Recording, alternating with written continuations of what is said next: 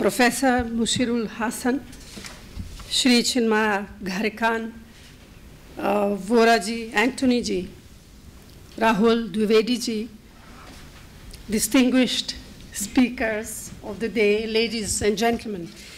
It is a pleasure to add my own welcome to all of you who have joined us today for this seminar to mark the 50th anniversary of the passing of that great son of India, Pandit Jawaharlal Nehru. This year, as you will know, it will also mark the 125th anniversary of his birth. By observing these two anniversaries across the country, the Indian National Congress is celebrating the extraordinary life of a giant of our freedom struggle who went on to serve as India's Prime Minister.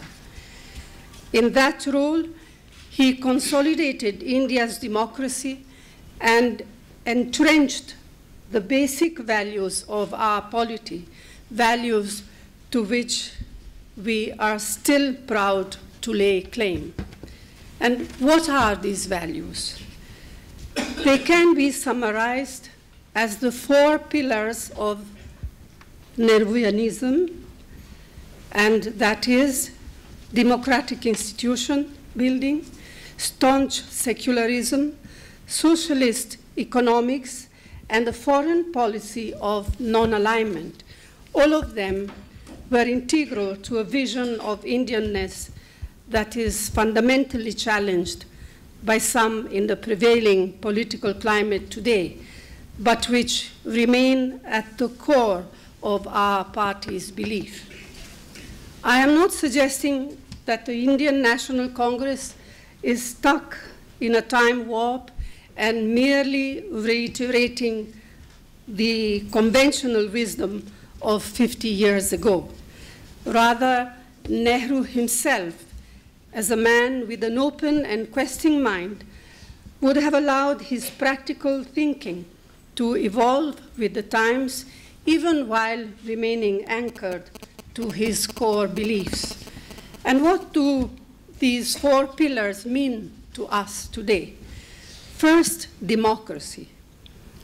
It was by no means axiomatic that a country like India, driven by so many internal differences and diversities, beset by acute poverty and torn apart by partition, would be or remain democratic. Many developing countries found themselves turning in the opposite direction soon after independence, arguing that a firm hand was necessary to promote national unity and guide development. It was Nehru who, by his scrupulous regard for both the form and the substance of democracy, instilled democratic habits in our country. He was India's unchallenged leader, and yet his reaction when opposed was not to overrule his rivals, but rather to offer to resign.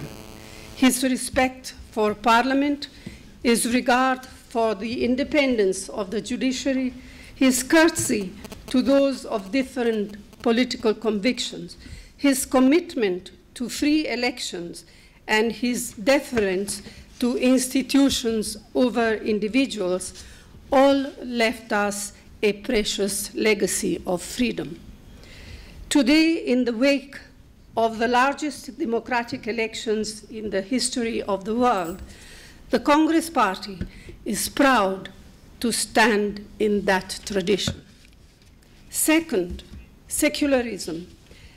Nehru strived to prevent partition, but when it occurred, he never accepted the logic that since Pakistan had ostensibly been created for India's Muslim, what remained was a state for Hindus.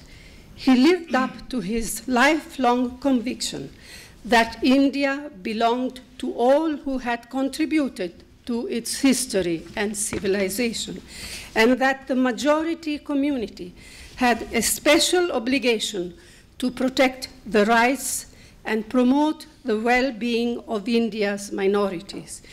In both government policy and personal practice, Nehru stood for an idea of India that embraced every religion, caste, ethnicity, or language. The Indian National Congress remains fundamentally rooted in such a conception of India. Third, socialism. It is fashionable today to decry Nehruvian socialism as a corrupt and inefficient system that condemned India to many years of modest growth levels. We do not deny, as Rajiv Ji said 3 decades ago, that over time, the socialist model as practiced in India developed many flaws. But at the core of Nehru's socialism was the conviction that in a land of extreme poverty and inequality, the objective of government policy must be the welfare of the poorest, most deprived, and most marginalized of our people. Today, we refer to this as inclusive development. In his day, the best way to accomplish that was by building up structures of public ownership and state control of national resources, as well as enhancing the nation's economic capacity through government intervention. Today, the Indian National Congress welcomes, indeed encourages, the involvement of the private sector in wealth generation and economic growth, and in making possible so many new opportunities to open up for our young to succeed in a globalizing world. But we remain profoundly wedded to Nehru's concern for the weakest sections of our society. Finally, foreign policy. Nehru was a convinced internationalist.